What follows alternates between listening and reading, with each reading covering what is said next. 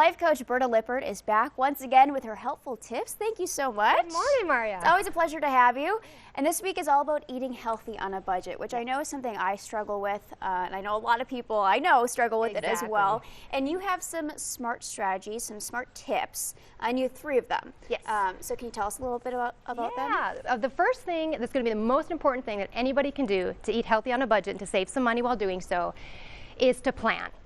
And it's so easy, it is so free, and just something so simple that people just don't do. I don't do it. A lot of people don't, but it really works. And in fact, I created a worksheet that people can use. They can go download this worksheet, and what you'll see is I sketched out the whole week, because what you want to do is plan your meals for the week, including your snacks, because that'll just help you eat healthy in addition to eating healthy on a budget.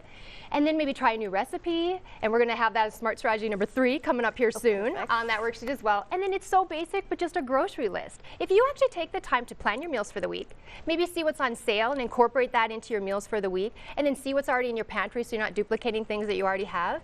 When you get to the store, then the secret's going to be just to stick to that list. But it works. So number 1 thing you want to do to eat healthy on a budget is to plan. Absolutely. I know that's something, it's an easy strategy as well. Yep. And you just have to do it. And so I should do that.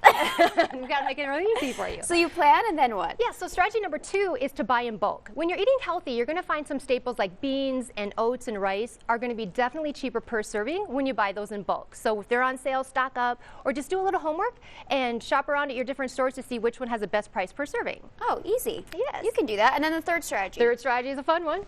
What you want to do is try to use cheaper sources of protein in your diet, which may be new recipes, like we'll share this with everyone here today.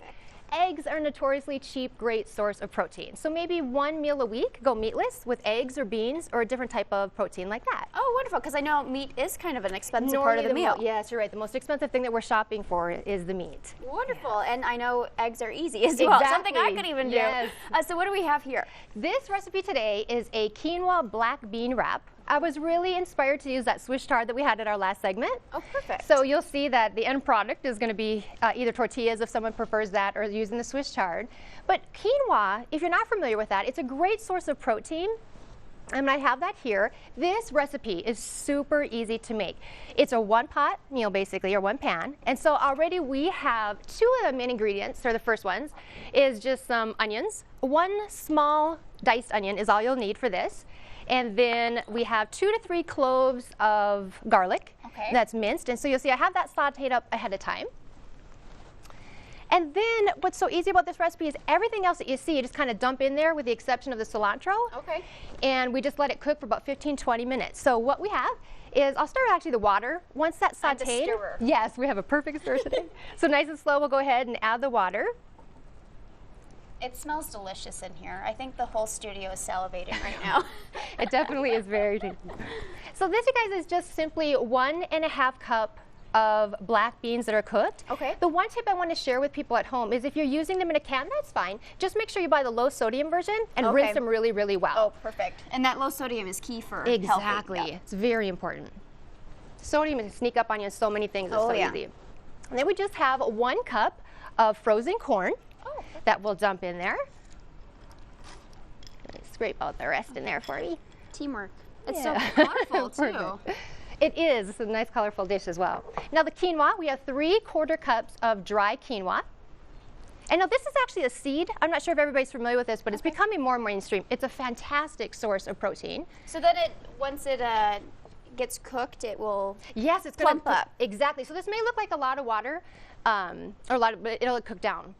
Now this I have is simply 1/2 cup of pico de gallo. This is just a tiny bit of heat, and you don't have to add this if you don't want to, but a little bit of jalapeno peppers with some onions, some cilantro, and tomatoes. Ooh, that smells delicious. Add that in. You can smell the heat a Definitely. little bit even. Now the flavor comes in right here, you guys. This is very simple, but I just have a tablespoon of chili powder and 1/2 teaspoon of smoked paprika. Oh. Yeah, that's what you're going to be smelling here too. And so actually I'll just kind of shake that around here. Oh yeah. So it's a really smoky, hearty flavor for this. Now the cilantro that I mentioned, oops, I got a little bit left in there. There we go. Perfect. The cilantro I just put in the last few minutes. But that's it. So you would just stir this up. Again, quinoa will cook about 15 to 20 minutes. We stir this up. And you can find you know, a lot of these ingredients at a farmer's market, which is another great So we have option. 4 smart strategies today. Yeah. Yes, that's a perfect idea. I like to buy my basil and a lot of my herbs from the farmer's market too. It's a great idea. Oh, and I love farmers markets. Yes. And it's always a fun way to get out and hopefully enjoy nice weather. Hopefully. Yeah, it's probably true. And then this is a great recipe. How do you find other meatless recipes? One of the simple things that I do is use social media for that. I use the hashtag Meatless Monday. And you'll find a lot of people doing exactly what we just did, just sharing their favorite meatless meals to get that extra source of protein in.